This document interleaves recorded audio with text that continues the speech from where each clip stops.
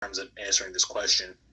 But the next question from community development is, the city is currently planning a public works consolidated maintenance facility to be placed in the 7th Ward against the wishes of the local residents. As mayor, would you consider a different location for this facility in consideration of the local citizens?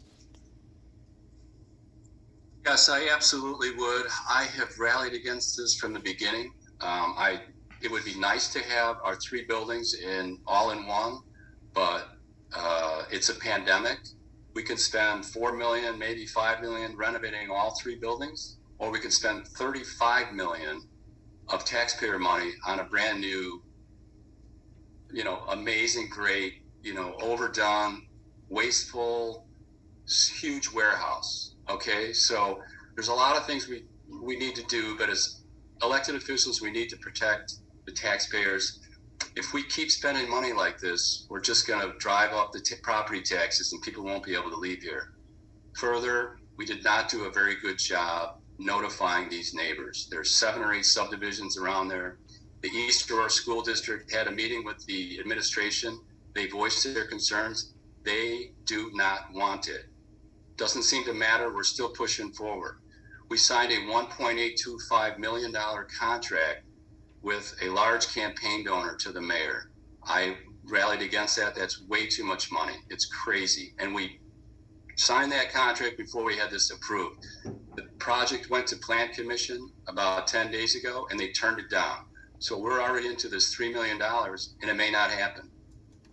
If I was elected mayor, I wouldn't do this kind of thing. I would listen to the neighbors, I would do my homework, and I wouldn't buy property on spec.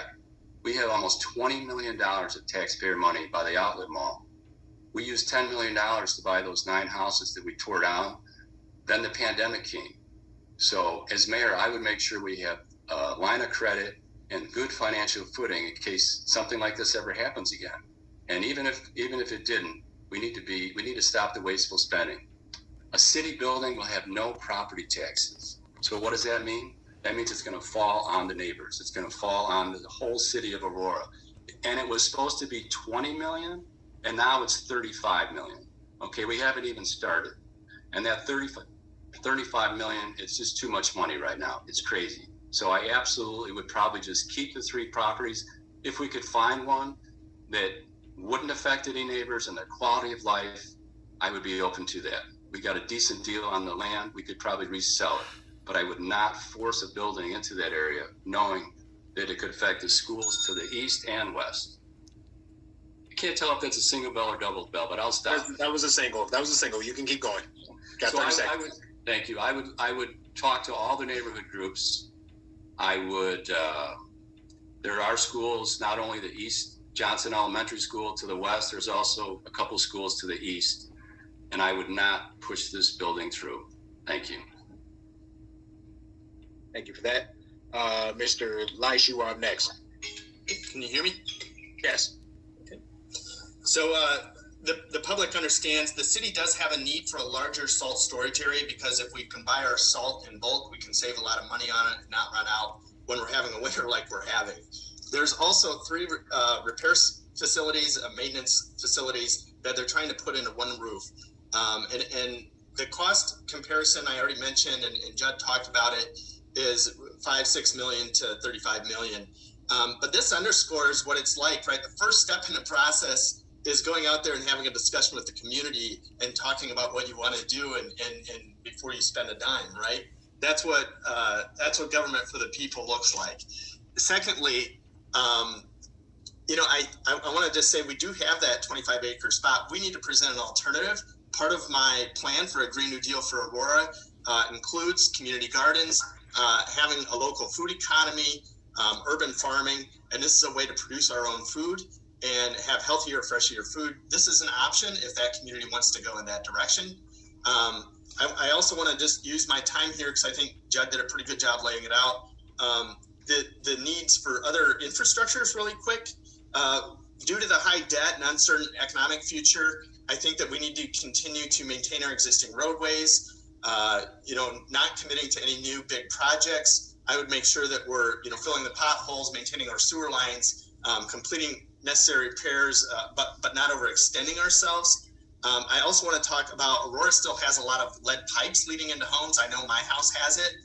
So I would be looking for federal grant money to remove and replace lead pipes with copper. There's another way that we're going to create jobs, keep our community healthy and safe. It's not just my house. There's others like it. I'll look at a feasibility study and environmental impact study to see how we could use these new low impact hydropower products on the Fox River, do a pilot project if it looks like it's going to work, and generate free power off of the river 24/7. And if given a second term, this pilot project successful, I would explore running those up and down the Fox River. That's going to create a lot of jobs, and it's going to reduce people's costs for heating and cooling their homes and turning the lights on. And another infrastructure need that we brushed on is the need for publicly owned fiber optic internet options. I oppose the privately owned smart city grid approach that leaves taxpayers vulnerable to endless rate increases. Those companies just want to make money off us. Everybody deserves access to high speed internet. And this pandemic proved it, right? Because it cost the school district a lot of money to put all those hotspots in people's homes so kids could Zoom from home and learn from home. So these are some of the other infrastructure improvements that I'm looking at to go just a little bit beyond the question of the maintenance facility. Thank you. Thank you. Mr. Urban, floor is yours.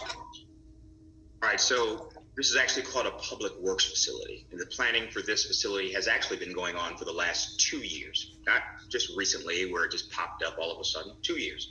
So that means, and now Jed Lofty mentioned my name, so I'm going to mention his name, and he's been an alderman for the last 2 years. He never went out to that community to talk to the community about what they thought about it or whether they cared about it. All he did was complain, and at city council. Never did he go out there. Matter of fact, 2 years, John Lesh has been in this community for the last 2 years. Never did he go out there to that community. But what we did do, once we found out that community was concerned about what might be built at this location, we immediately put that on hold.